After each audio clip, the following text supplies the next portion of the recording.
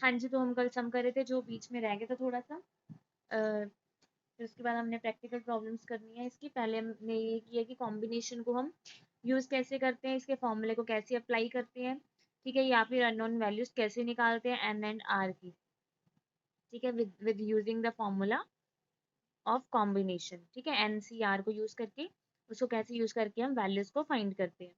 ठीक है, तो हम ये सम कल कर रहे थे कि prove that the product of n consecutive positive integers is divisible by r factorial. ठीक है, हमने प्रूव करना है कि n consecutive positive integers. Now what is the meaning of consecutive? तो कंसेक्टिव का मतलब याद रखना, ये क्या होता है कि जो नंबर्स कॉन्टिन्यूसली होते हैं, साथ साथ वाले नंबर्स होते हैं, जैसे 1 2 3 4, these are 4 consecutive positive integers. ठीक है, 3 7 3 5 6 8, दीज आर नॉट, बिकॉज 3 के बाद जो 4 है वो ये कॉन्टिन्यूसली नहीं है। ठीक है, तो कंसेक्टिव मीन्स जो कॉन्टिन्यूसली आपके पास क्या होते हैं, इंटीजर्स होते हैं, साथ साथ आते हैं। ठीक है, लाइक 4 5 6, दैट मीन्स अगर ये x है, हम पहले करते थे अगर ये x है तो नेक्स्ट वाला होगा x+1, उससे नेक्स्ट होगा x+2, उससे नेक्स्ट होगा x+3, सिमिलरली x+4, है ना। तो ऐसे हमारे पास क्या आते हैं, कंसेक्टिव नंबर्स आते थे। अब हमने n कंसेक्टिव पॉजिटिव इंटीजर्स लेने हैं और प्रूव करना है कि वो r फैक्टोरियल के साथ डिविजिबल है। तो किसी भी चीज को अगर हमने प्रूव करना है कि इस नंबर के साथ डिविजिबल है, तो हम क्या करते हैं, उस नंबर को उसके फैक्टर की फॉर्म में कन्वर्ट कर देते हैं। ठीक है, जैसे मान लो हमने लिया 16, तो हमने प्रूव करना है 16 2 के साथ डिवाइड कर रहा है, तो हम इसको ऐसे लिख सकते हैं 2 × 8, है ना। तो इसका मतलब जो 2 है वो भी इसका फैक्टर है, और जो 8 है वो भी इसका फैक्टर है। तो अगर 2 is a factor of 16, then 16 is divided by 2, ये भी हम कह सकते हैं। तो ऐसे हम क्या करेंगे, n कंसेक्टिव पॉजिटिव इंटीजर्स लेंगे, उसके प्रोडक्ट को r फैक्टोरियल के प्रोडक्ट में कन्वर्ट करेंगे। ठीक है, r फैक्टोरियल को उसका फैक्टर बनाएंगे, तो हम कहेंगे ये r फैक्टोरियल के साथ डिवाइड हो रहा है। तो हमने कैसे कंसीडर किए यहाँ पे, late n+1, n+2, n+3 so on up to n+r। ठीक है, ये हमने क्या किया, लेट कर लिए, ये क्या है, फिर यहाँ पे r है। ठीक है, प्रोडक्ट है r कंसेक्टिव इंटीजर्स, लेट कर लिए हमने r कंसेक्टिव पॉजिटिव इंटीजर्स, ये लेट कर लिए। n+1, n+2, n+3 so on up to n+r are consecutive positive integers. ठीक है, अब वो कह रहे हैं इसका प्रोडक्ट करना है। देखो ये आ रही है, आप यहाँ से देख सकते हो कि 1 से स्टार्ट हो रही है, 1 2 3 4 5 सोन अप टू आर, 1 से आर तक कितने होंगे, आर ही होंगे। तो हमने बस ऐसे लिए हैं n+1 n+2 n+3, ठीक है, इस फॉर्म में लिए हैं। तो अब इसका प्रोडक्ट लेना है, तो ये प्रोडक्ट हो गया इसका n+1 into n+2 n+3 Son up to n+r। इसको प्रूव करना है कि r के साथ, r फैक्टोरियल के साथ ये डिवाइड हो रहा है ना। तो हमने क्या किया, पहले इसके साथ n फैक्टोरियल को मल्टीप्लाई कर दिया, n फैक्टोरियल को डिवाइड कर दिया। कोई भी चीज जब हम अपनी तरफ से लगाते हैं ना, अगर हम कुछ ऐड करते हैं तो उसको साथ में सब्ट्रैक्ट करते हैं, अगर सब्ट्रैक्ट करते हैं तो ऐड करते हैं। ऐसे ही अगर हम मल्टीप्लाई करते हैं तो उसको डिवाइड भी करते हैं साथ में, ताकि जब हम इसको कैंसिल आउट करें तो जो हमारी पहली वाली स्टेटमेंट है वो बिल्कुल वैसे ही रहे, उसमें कोई भी वो ना आए, चेंज ना आए। ठीक है, तो n फैक्टोरियल के साथ हमने इसको मल्टीप्लाई एंड डिवाइड कर दिया। तो अगर हम इस n फैक्टोरियल को खोल लें तो ये क्या बनेगा, देखो n फैक्टोरियल क्या होता है, इसको हम ऐसे लिख सकते हैं 1 × 2 × 3 × 4 so on up to n। n factorial यही होता है, n n-1 1 तक ही जाएगा, है ना, कोई भी फैक्टोरियल है, या हम उसे यही बोलते हैं कॉन्टिन्यूड प्रोडक्ट ऑफ नंबर्स, है ना, n फैक्टोरियल तो continued product of n numbers. ठीक है, तो n फैक्टोरियल को हमने खोल के ऐसे लिख लिया। ठीक है, अब इसके बाद देखो साथ में हमारे पास पड़ा है n+1 n+2 Son up to n+r। ठीक है, अब इसको देखो, ये 1 से अगर हम देखें, ये जो प्रोडक्ट है ये क्या बन गया, 1 से स्टार्ट हो रहा है, 1 2 3 4 n+1 n+2, ये कॉन्टिन्यूड प्रोडक्ट बन गया n+r टर्म्स का। 1 से लेके n+r तक ये क्या बन गया, कॉन्टिन्यूड प्रोडक्ट बन गया n+r टर्म्स का। ठीक है, तो इसको हम ऊपर क्या लिख सकते हैं, n+r की फैक्टोरियल, और नीचे हमारे पास है n फैक्टोरियल। ठीक है, अब हमने प्रूव करना है कि ये डिवाइड हो रहा है आर फैक्टोरियल के साथ। ठीक है, तो हमने क्या किया, आर फैक्टोरियल के साथ मल्टीप्लाई कर दिया, आर फैक्टोरियल के साथ डिवाइड कर दिया। ठीक है, अब आप देखो ये चीज क्या बनेगी, हम प्रूव करें कि कोई इंटीजर है ना, हम क्या करेंगे, हमने इसको प्रूव करने की आर फैक्टोरियल के साथ डिवाइड करा है, हमने क्या किया, अब इसको एक साथ ले लिया, इसको अगर आप इसको एक साथ ले लो, ये क्या बनेगा देखो, n+r factorial divided by r factorial. इस n को हम ऐसे लिख सकते हैं, देखो n+r माइनस r फैक्टोरियल, और साथ में हमारे पास क्या रह गया, r फैक्टोरियल। ठीक है, इस n को हमने कैसे लिख लिया, ऐसे n+r माइनस r। अब इस चीज को देखो हम ऐसे लिख सकते हैं, n+r c r, ये होगा ना, n factorial divided by r factorial, और नीचे n माइनस r फैक्टोरियल, और साथ में हमारे पास क्या पड़ा है, r फैक्टोरियल। तो अब हम कह सकते हैं कि ये एक इंटीजर है, तो r फैक्टोरियल भी है, तो हम कह सकते हैं कि ये जो हमने लिया था continued product of consecutive r positive integers, वो आर फैक्टोरियल के साथ क्या करेगा, डिवाइड करेगा, बिकॉज आर फैक्टोरियल इसका क्या आ गया, फैक्टर आ गया। ठीक है, तो ये चीज हम कह सकते हैं, ये चीज क्या, ये जो प्रोडक्ट था वो इसके इक्वल आ गया, which is divisible by r factorial. ठीक है,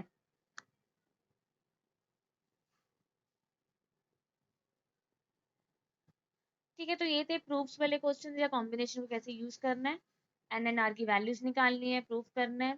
तो अब now practical problems on combinations. अब क्या आएंगे हमारे पास, प्रैक्टिकल प्रॉब्लम्स की रियल लाइफ में अगर कॉम्बिनेशन को यूज करना है तो कैसे करना है, कुछ प्रॉब्लम्स के लिए डिस्कस करनी होती है, तो उसके लिए कॉम्बिनेशन यूज करते हैं।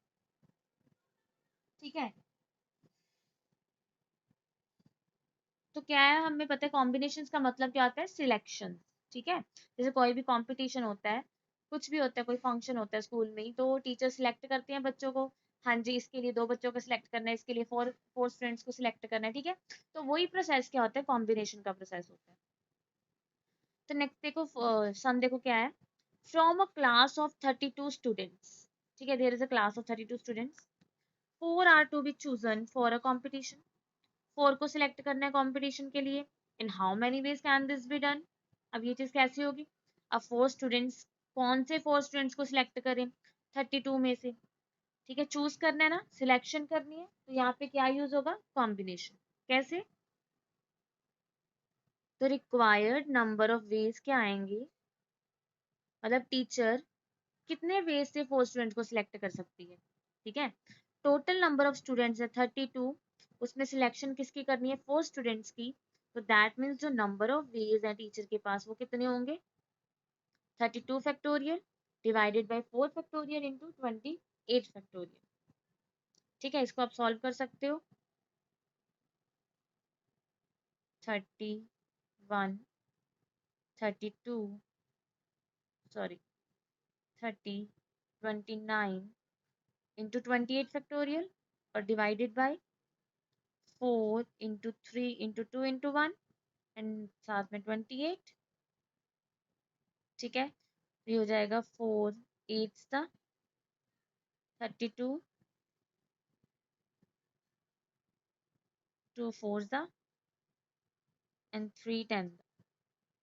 ठीक है, तो ये हमारे पास नंबर ऑफ वेज आ जाएंगे, 29 इंटू 31 इंटू 4 इंटू 10, इसको मल्टीप्लाई करके जो आपके पास आएगा वो क्या आ जाएगा, टोटल नंबर ऑफ वेज आ जाएंगे।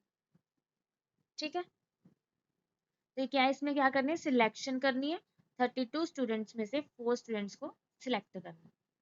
ठीक है, अब देखो यहाँ पे अरेंजमेंट नहीं करने कि 4 स्टूडेंट्स ही सिलेक्ट करने, अरेंजमेंट नहीं कर रहे हम कि हाँ ऐसे ऐसे बिठाना है उनको, पहले इसको बिठाना है फिर इसको बिठाना है या इसको खड़े करना है रो में वर्टिकली, ऐसा कुछ नहीं है, सिर्फ सिलेक्शन करनी।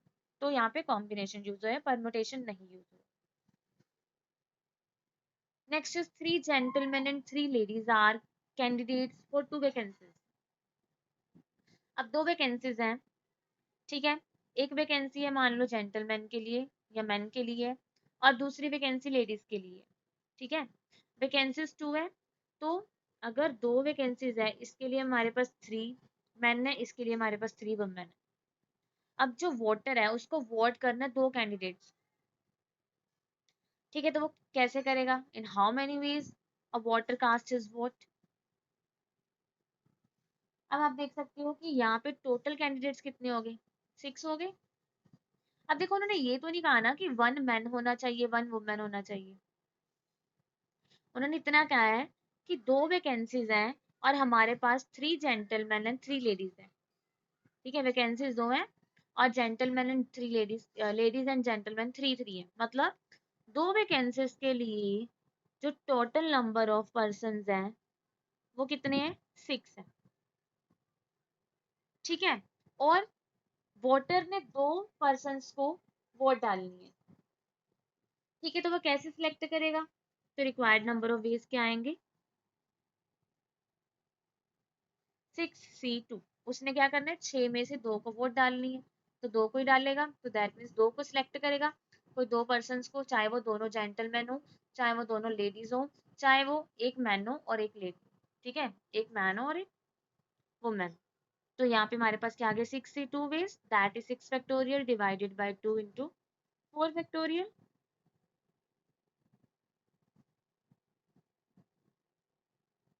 ठीक है, तो ये हमारे पास आ गए 15 वेज। देखो उन्होंने ये नहीं कहा कि एक मैन होना चाहिए और एक लेडी होनी चाहिए, अगर ऐसे होता कि एक मैन है और एक लेडी है तो हम ऐसे करते सिलेक्शन, 3C1 मल्टीप्लाई 3C1, दो पर्सन को चूज करना है। ठीक है, तो 3 हमारे पास मैन है और 3 लेडीज है, तो एक मैन होना चाहिए तो उसके लिए 3 चॉइसेस है, मतलब 3 में से एक को सिलेक्ट करेंगे, एक वुमेन होनी चाहिए उसके लिए भी 3 में से एक को सिलेक्ट करेंगे। उन्होंने सिर्फ ये कहा है कि 2 कैंडिडेट्स को सिलेक्ट करना है, ये नहीं कहा कि एक मैन होना चाहिए और एक वुमेन होनी चाहिए। तो हमने क्या किया, 6C2। ठीक है, नेक्स्ट देखो, there are 12 persons in a party and if each two of them shake hands with each other। अब देखो इसमें क्या है, क्या कह रहे हैं, है तो वैसे बिल्कुल ऐसे ही है, हैंडशेक्स का पूछ रहे हैं। तो टोटल पर्सन है जो पार्टी में वो कितने हैं, 12।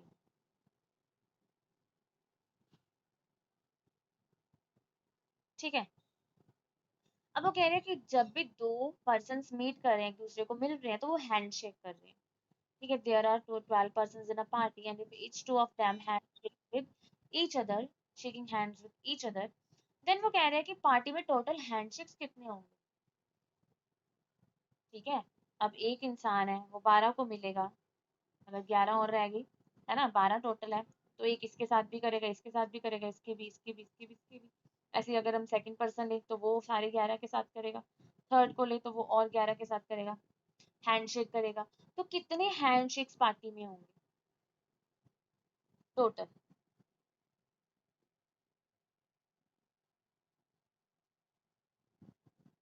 ठीक है, तो टोटल नंबर ऑफ हैंडशेक्स कैसे आएंगे,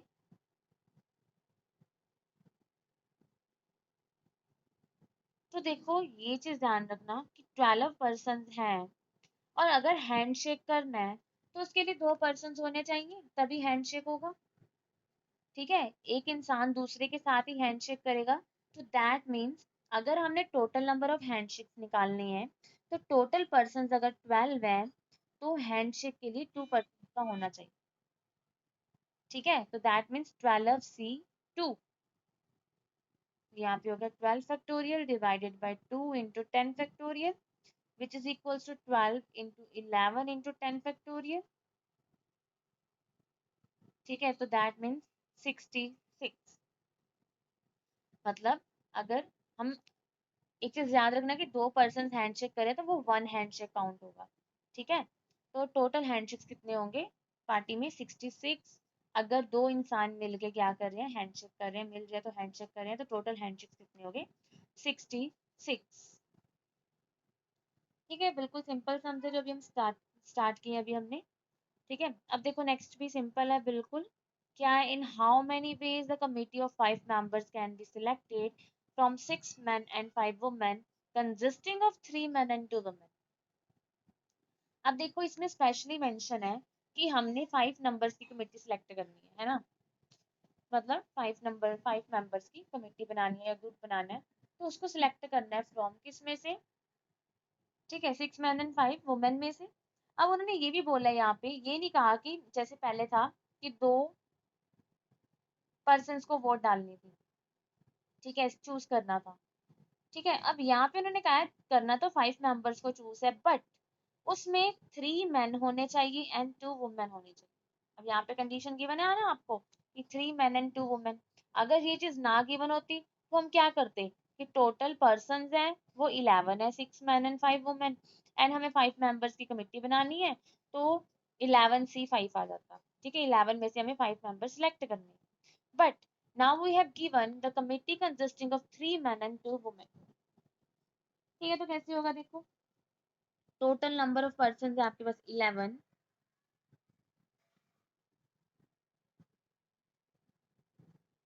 ठीक है, जिसमें क्या है 6 men and 5 women। ठीक है, अब हमने जो कमेटी बनानी है उसमें 3 men होने चाहिए, 2 women होने चाहिए। ठीक है, 3 men and 2 women। ठीक है, तो देखो हम कह सकते हैं कि 3 men out of 6 can be selected in 63 ways। 3 men हम सिलेक्ट करेंगे, उसके लिए कितने नंबर ऑफ वेज हैं 63। Similarly 2 women out of 5 can be selected in 5C2 ways। अब 2 वुमेन को सिलेक्ट करना है, टोटल 5 है, उसके लिए कितने हमारे पास वेज होंगे 5C2। तो टोटल नंबर ऑफ जो हमारे पास क्या आ गए वेज आ गए, वो क्या आ गए 63 into 5C। ठीक है, total number of veg 63 into 5C2 that is 6 factorial। अब देखो ये एक दूसरे पे डिपेंड कर रहे हैं, बिकॉज 3 + 2 is 5 और 5 पर्सन की कमेटी बनानी है या ग्रुप बनाना है। ठीक है, तो एक ग्रुप में 5 पर्सन होने चाहिए, तो ये अगर हम दोनों को मल्टीप्लाई करेंगे तभी, दैट मीन्स इन दोनों को इकट्ठे करेंगे तभी एक ग्रुप बनेगा। ठीक है, तब एक दूसरे पे डिपेंड करें, अगर हम ये नहीं लेंगे तो थ्री थ्री का ग्रुप रह जाएगा, अगर ये नहीं लेंगे तो 2 का ग्रुप रहेगा, बट हमें कितना चाहिए 5। तो एक दूसरे पे क्या कर रहे हैं डिपेंड कर रहे हैं। तो 63 6 factorial divided by 3 factorial 3 factorial, and ये 5C2 हो गया। तो 6 into 5 into 4 into 3 factorial, 3 factorial is 6। इसको भी खोल दिया हमने 3 फैक्टोरियल तक, ये देखो कैंसिल हो गए। ठीक है, तो ये हमारे पास आ गया 5 4 20 into 10 is 200 बेस। तो 200 बेस के साथ 5 मेंबर्स की कमेटी बना सकते हैं। ठीक है, तो ये थे बिल्कुल सिंपल सम कि कैसे हमने सिलेक्शन करनी है। ठीक है, नेक्स्ट देखो, नेक्स्ट है हमारे पास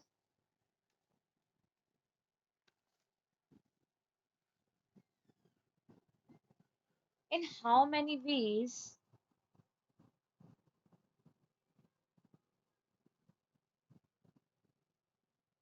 कैन a cricket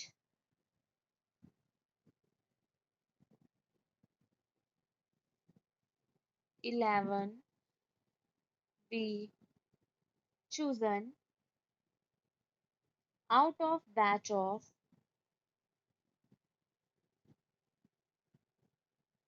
15 प्लेयर्स।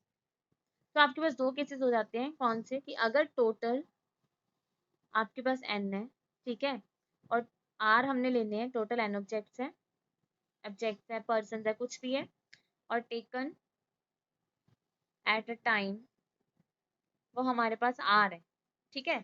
तो फर्स्ट केस, जब particular object is always chosen, तो उसके लिए टोटल नंबर ऑफ वेज कितने होंगे, n minus one c r minus one, या दोनों में से एक एक माइनस हो जाएगा, ठीक है। And second is particular object is never chosen, उसके लिए क्या होगा, सिर्फ टोटल में से माइनस होगा, बट इसमें से माइनस नहीं होगा, ठीक है। आप फॉर्मूले के वे से भी इसको याद रख सकते हो कि जब particular object is always chosen तो दोनों में से माइनस होगा, ठीक है। अगर particular object is never chosen तो इसमें से माइनस होगा, इसमें से नहीं होगा, ठीक है। तो ये आपके पास आ जाएंगे नंबर ऑफ वेज।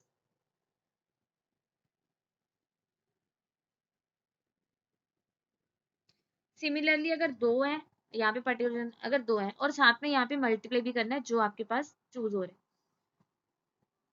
यहाँ पे, ठीक है। अगर मान लो दो है, हमारे पास दो पर्टिकुलर ऑब्जेक्ट है यहाँ पे, अगर आपके पास है, मान लो कि दो प्लेयर्स को हमेशा सिलेक्ट करना ही करना है, ठीक है। तो यहाँ पे क्या आएगा, एक तो ये आएगा कि दो को तो हमने सिलेक्ट करना ही करना है,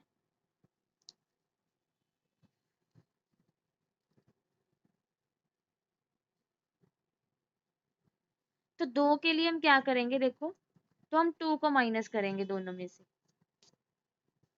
ठीक है। ये माइनस वाला कंसेप्ट ध्यान में देख लेना। तो हम यहाँ पे क्या करेंगे, अगर एक से ज्यादा तो यहाँ पे हम टू को माइनस करेंगे, बिकॉज जो टू है वो तो पहले से ही सिलेक्ट है, ठीक है। और अगर यहाँ पे नेवर चूजन है कि दो ऐसे हैं जिसको चूज करना ही नहीं है, तो भी यहाँ से हम माइनस करेंगे, ठीक है। तो हम टू से कर देंगे, थ्री से, वन से ज्यादा भी हो सकता है, वो कह सकते हैं, ठीक है।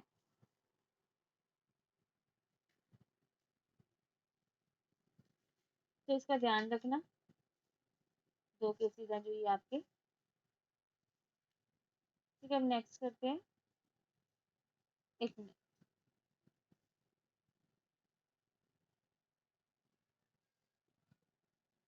अब देखो नेक्स्ट है आपके पास,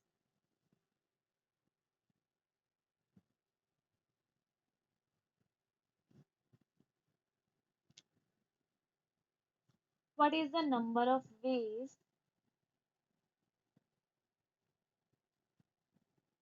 ये पता होना चाहिए। ये देखो ये क्या कह रहे हैं कि what is the number of ways of choosing, four cards हमने सिलेक्ट करने हैं, टोटल 52 प्लेइंग कार्ड्स होते हैं, उसमें से फोर कार्ड सिलेक्ट करने हैं।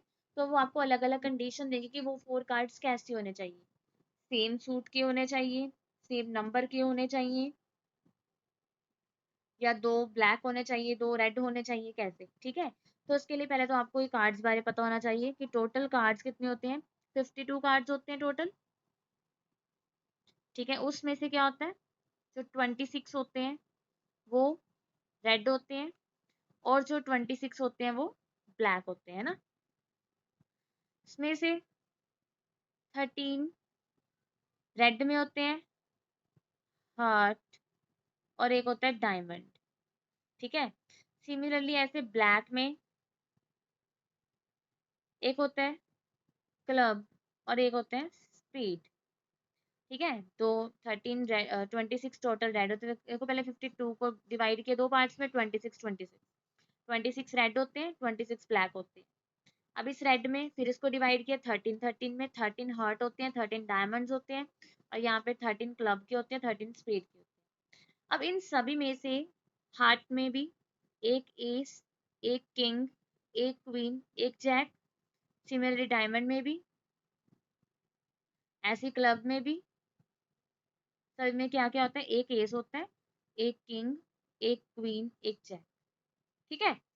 तो दैट मीन्स पहले तो आपको टोटल नंबर पता होना चाहिए सभी का, कि total number of red cards 26, total number of black cards 26, ठीक है। टोटल नंबर ऑफ हार्ट्स और डायमंड्स और क्लब्स और स्पीड 13, ठीक है। तो अब आप देखो, अगर टोटल नंबर ऑफ एस पूछे तो टोटल नंबर ऑफ एस कितने हैं, 4, ठीक है। सिमिलरली तो आपको ये सारा पता होना चाहिए इसके लिए, टोटल नंबर ऑफ एस और किंग और जैक और क्वीन, ये कितने होते हैं? 4 4 होते हैं सारे। ठीक है, और total number of face cards, face cards कितने होते हैं? 12। फेस, फेस कौन से होते हैं? किंग क्वीन जैक के, 3 ये हो गए, 3 ये, 3 ये, 3 ये। Total number of face cards कितने होते हैं? 12। ठीक है, तो अब देखो फर्स्ट पार्ट वो क्या कह रहे हैं। फर्स्ट पार्ट में कह रहे हैं 4 cards are of the same suit.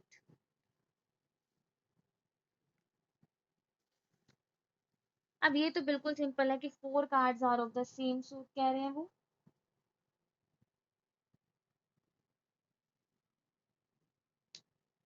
तो इसका मतलब क्या है? देखो पहले तो उन्होंने कहा है टोटल नंबर ऑफ निकालो, what is the number of veg choosing 4 cards from a pack of 52 cards. तो पहले तो सिंपल है कि 52 में से हमने क्या करना है? 4 कार्ड सिलेक्ट करने हैं। तो पहले हम बिल्कुल सिंपल है, जो उन्होंने कहा है टोटल नंबर ऑफ वेज निकालो। तो टोटल नंबर ऑफ वेज कितने होंगे? कि हमने 52 में से 4 कार्ड्स को सिलेक्ट करना है। इसमें कोई कंडीशन नहीं है कि वो 4 कार्ड्स कैसे होने चाहिए। ठीक है, पहले उन्होंने सिंपल पूछा कि what is the number of ways of choosing 4 cards from a pack of 52 cards. तो ये आगे 52 C4, टोटल 52 है, 4 हमने सिलेक्ट करने हैं। तो ये हमारे पास आगे 52 इंटू 49 इंटू 50 इंटू 50। मैंने उल्टा लिख दिया, चलो यहाँ पे लिख देती हूँ। That is 52 into 51 into 50 into 49 into 48। ठीक है, और 4 फैक्टोरियल क्या है? 4 इंटू 3 इंटू 2 इंटू 1। तो इसको सॉल्व करके हमारे पास आ जाएगा